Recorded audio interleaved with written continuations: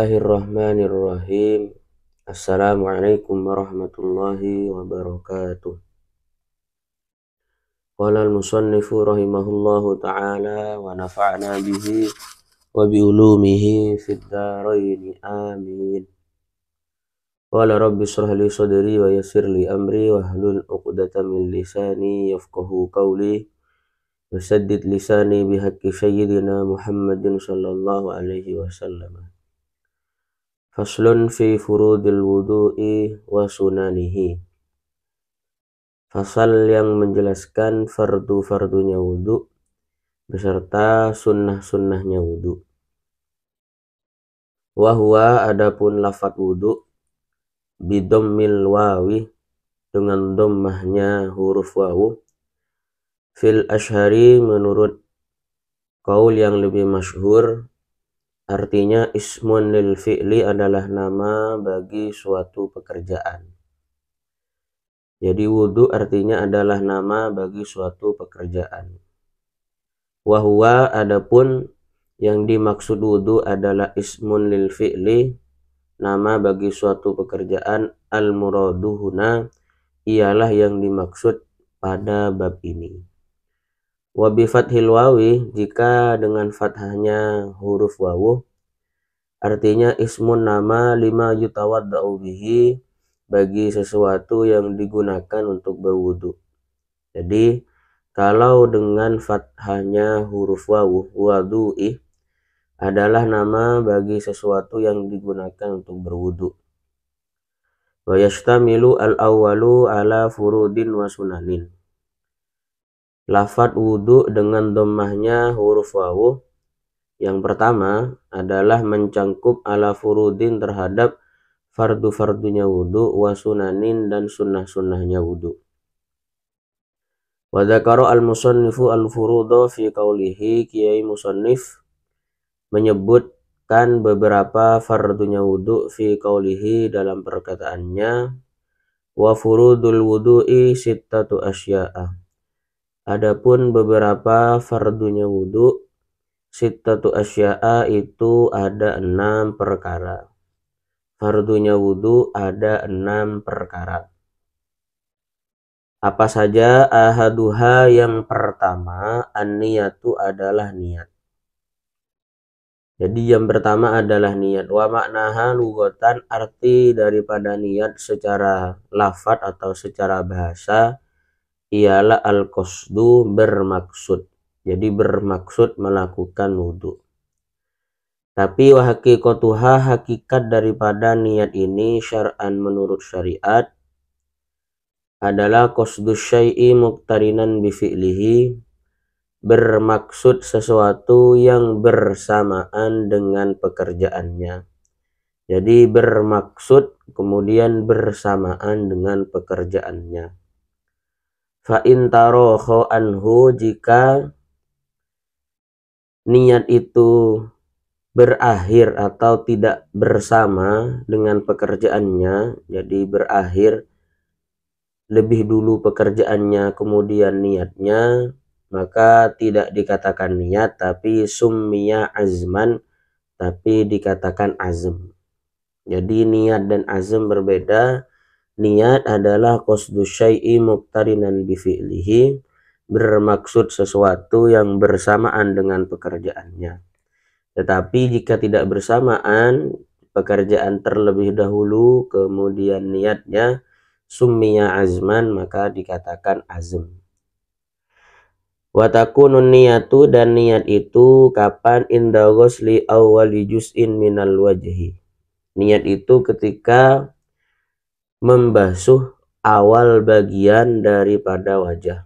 Jadi awal bagian daripada wajah, maka disitulah kita wajib untuk niat.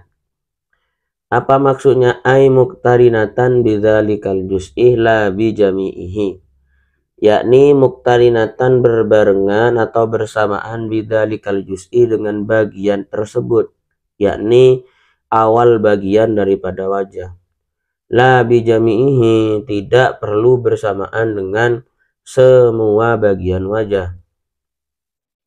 wala bima qablahu, dan tidak perlu bersamaan dengan sesuatu sebelum wajah, wala bima ba'dahu, dan tidak perlu bersamaan dengan sesuatu setelah wajah. Jadi hanya bersamaan ketika membasuh awal bagian daripada wajah. Fayanwi al-mutawaddi'u inda ghusli ma dzukira. Kemudian orang yang wudhu itu niat inda ghusli ma dzukir, ketika membasuh sesuatu yang telah disebut di atas, yakni wajah. Jadi apa niatnya? Bagaimana niatnya ketika baru membasuh wajah? Adalah raf'a hadasin min ahdathihi, yaitu menghilangkan hadas dari beberapa hadasnya. Jadi nawaitul wudhu'a li raf'il hadasil asghari fardhul lillahi ta'ala. Jadi dia berniat menghilangkan hadas dari beberapa hadasnya. Aw yanwi, atau dia niat istibahata muftakirin ila wudu'in, diperbolehkannya perkara yang membutuhkan terhadap wudhu. Apa perkara yang memerlukan wudhu? Seperti sholat, seperti membaca Al-Quran, ini kan diperlukan adanya wudhu, maka boleh niat seperti itu. Awyani fardul wudu'i, atau dia niat kefarduan daripada wudhu, maka juga boleh. Awil wudu'a faqat, atau niat wudhu saja, jadi dia niat wudhu saja, maka juga boleh. Awit toharota anil hadasi, atau dia itu bersuci dari hadas, niat bersuci daripada hadas, maka juga boleh. Tetapi fa'il lam yakul anil hadasi, jika dia tidak mengucapkan anil hadasi, yaitu untuk menghilangkan hadas, lam yasiha, maka tidak sah, wudhunya tidak sah, seperti itu. Wa idza nawa ma yu'tabaru min hadhihi niyyati wa syaraka ma'ahu niyata tanazzufin aw tabarrudin sahha wudhu'uhu. Jika dia telah melakukan niat dengan niat-niat di atas, di mana niat-niat di atas itu adalah niat-niat yang sudah dianggap, kemudian wasyaraka ma'ahu, kemudian dia mencampur niatnya dengan niat tanazzufin, dengan niat untuk membersihkan, atau tabarrudin, atau hanya niat untuk agar dingin atau segar saja, sahha wudhu'uhu, sahnya wudhunya tetap sah. Jadi kalau niatnya itu dimustarok atau digabung dengan niat melakukan kebersihan atau membersihkan diri, atau niat agar segar saja ketika terkena air, maka sah wudhunya. Wasani, fardunya wudhu yang kedua, ghuslu jami'il wajhi, adalah membasuh semua wajah. Jadi yang pertama tadi niat itu dibarengkan dengan rukun yang kedua, yakni ghuslu jami'il wajhi. Jadi dibarengkan dengan awal daripada bagian awal daripada wajah. Wahaduhu, tulan, adapun batasan wajah, tulan panjangnya. Jadi batasan wajah secara panjang adalah ma baina manabiti sya'rir ra'si waliban wa akhiril lahyaini, yaitu sesuatu yang ada di antara tumbuhnya rambut kepala, wa akhiril lahyaini, dan akhir daripada dua tulang dagu. Jadi tulang yang ada di bawahnya gigi. Wahuma, apa itulah ya ini, al-azmanil ladhani yanbutu alaihima al-asnanus sufla. Dua tulang yang dimana di atas dua tulang tersebut tumbuhlah gigi-gigi geraham sebelah bawah atau gigi sebelah bawah. Yajtami'u muqaddamuhuma fi dzaqani, yang ujungnya berkumpul pada dagu, wa mu'akhiruhuma, dan akhirnya itu berkumpul di kedua telinga, fil udhunaini. Jadi panjangnya, batasan panjangnya wajah itu adalah di antara tumbuhnya rambut hingga akhir daripada tulang dagu. Wahaduhu, adapun lebarnya, batasan lebarnya dari kanan ke kiri adalah ma bainal udhunaini, yakni sesuatu yang ada di antara dua telinga. Maka sesuatu yang ada di dalam batasan tersebut baik panjang ataupun lebar maka wajib untuk dibasuh. Jadi wajib untuk dibasuh.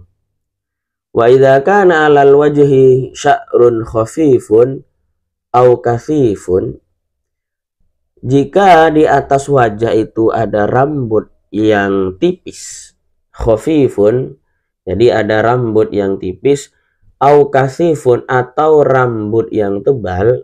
Jadi jika di atas wajah itu ada rambut atau ada bulu yang tipis atau yang tebal, wajaba isolul ma'i ilaihi, maka wajib menyampaikan air pada bulu yang tipis atau yang tebal tersebut. Ma'al basyarati allati tahtahu, hingga sampai pada kulit yang ada di bawahnya. Jadi kalau ada bulu yang tipis ataupun yang tebal di atas wajah, maka wajib untuk disampaikan beserta kulit yang ada di bawahnya. Ini kalau ada di atas wajah. Tapi wa amma lihiyatur rajuli al-kathifatu, adapun jenggotnya laki-laki yang tebal, batasan tebalnya dijelaskan bi allam yaro al-mukhatabu basyarataha min khilaliha. Jadi orang yang berbicara dengannya tidak bisa melihat kulitnya ketika di sela-sela.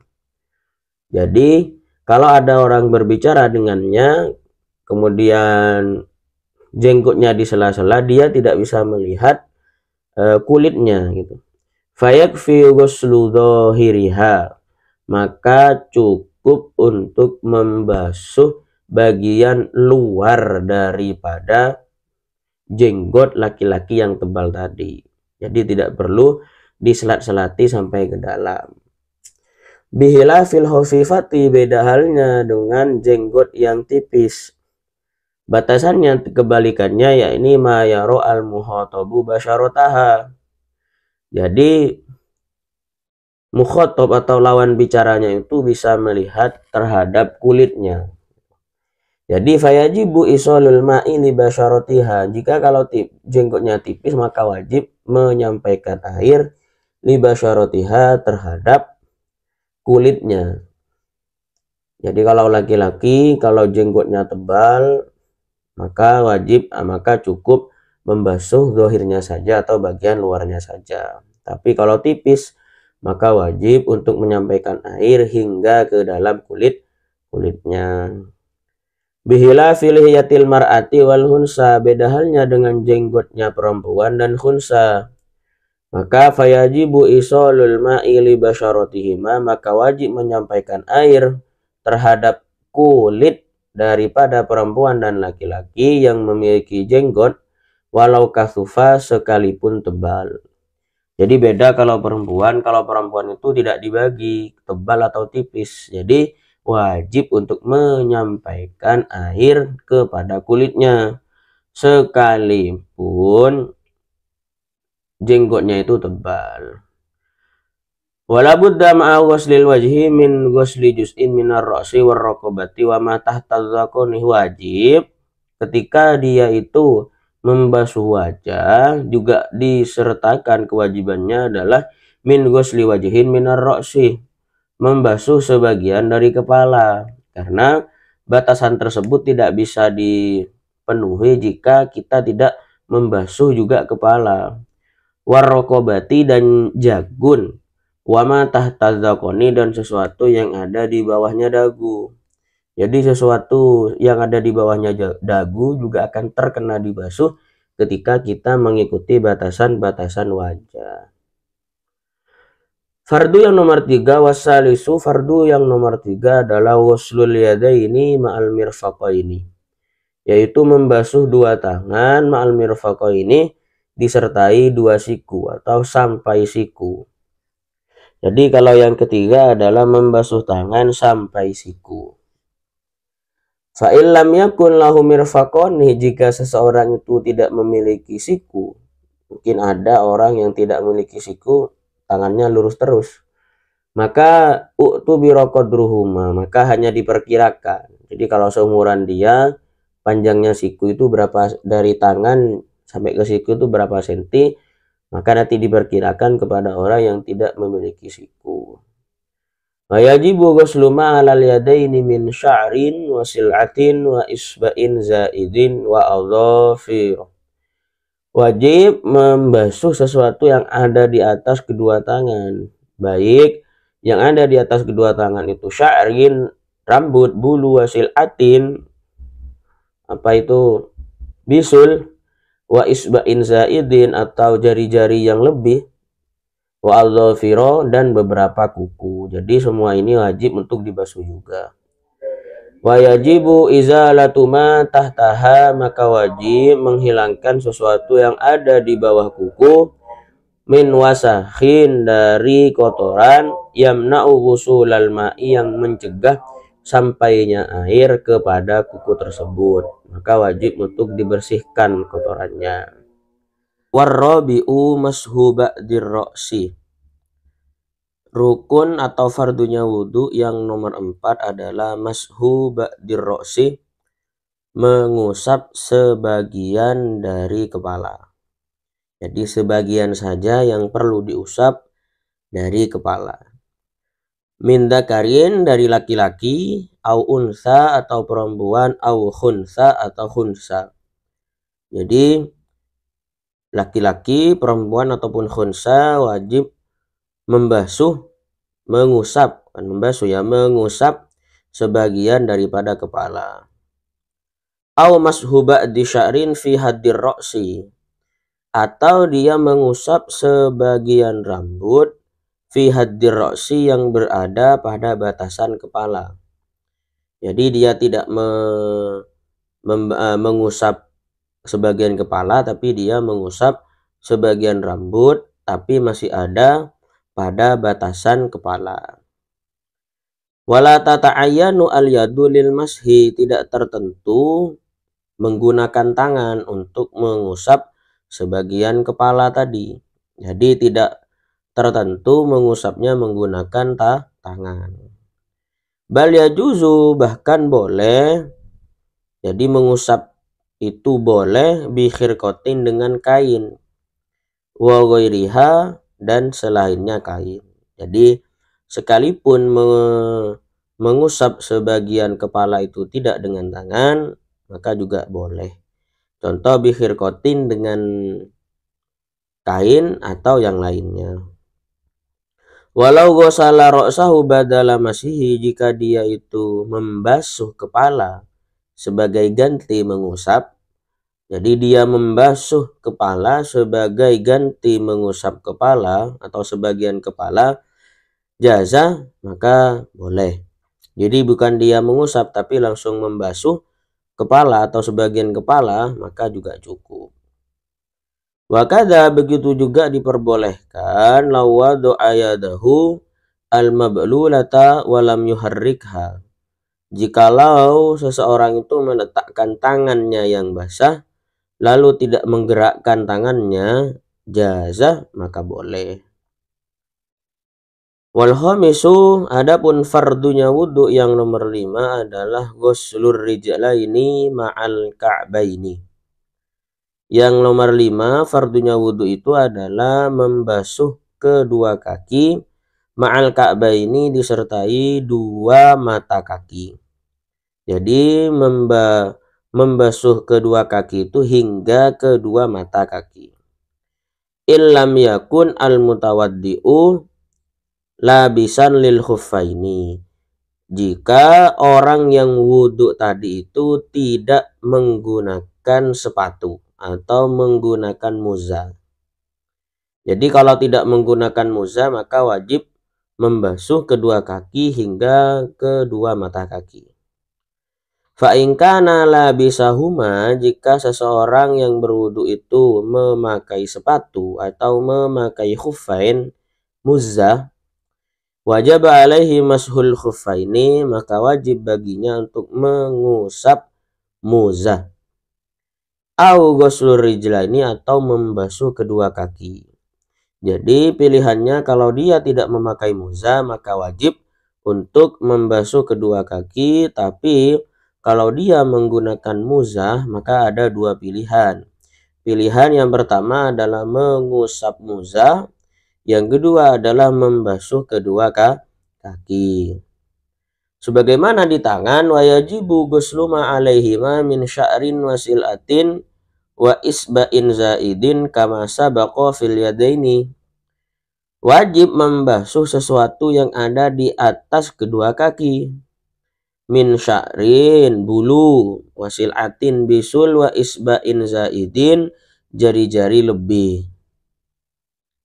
Kama sabako, sebagaimana telah lewat atau dijelaskan fil yadaini pada permasalahan kedua tangan. Jadi segala sesuatu yang ada di atas kedua kaki itu juga wajib untuk dibasuh. Wasadi rukun yang terakhir, apa itu rukun terakhir? At-tartibu, ialah tertib. Apa arti tertib? Itu adalah berurutan. Jadi at-tartibu fil wudu, berurutan di dalam melaksanakan fardu-fardunya wudu. Alama ay alal wajhi alladzi dzakarnahu. Jadi menggunakan urutan-urutan yang telah disebutkan di atas. Fi adil furudi, jadi dalam hitungan-hitungan fardu. Falau nasi'at tartibah lam yakfi. Jika seseorang lupa akan tertib atau tidak berurutan, dia lupa tidak berurutan, lam yakfi maka tidak cukup wudunya.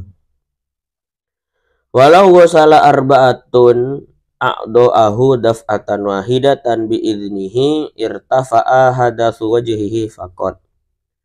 Jika ada 4 orang yang membasuh keempat anggotanya daf'atan wahidatan secara bersamaan bi'idnihi dengan izinnya orang yang memiliki anggota tersebut.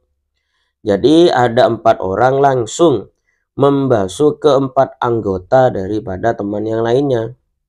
Maka yang hilang hadas apa? Irtafa'a hadatsu wajhihi. Maka yang hilang hanya hadas wajahnya saja. Jadi hadas daripada tangan, sebagian kepala dan kaki itu tidak hilang karena tidak sesuai dengan rukun yang terakhir, yakni tidak berurutan. Jadi kalau wudhu itu harus berurutan mulai dari niat, membasuh wajah, membasuh tangan, mengusap sebagian kepala, dan terakhir membasuh kaki. Demikian terkait dengan fardu-fardunya wudhu. Terima kasih. Assalamualaikum warahmatullahi wabarakatuh.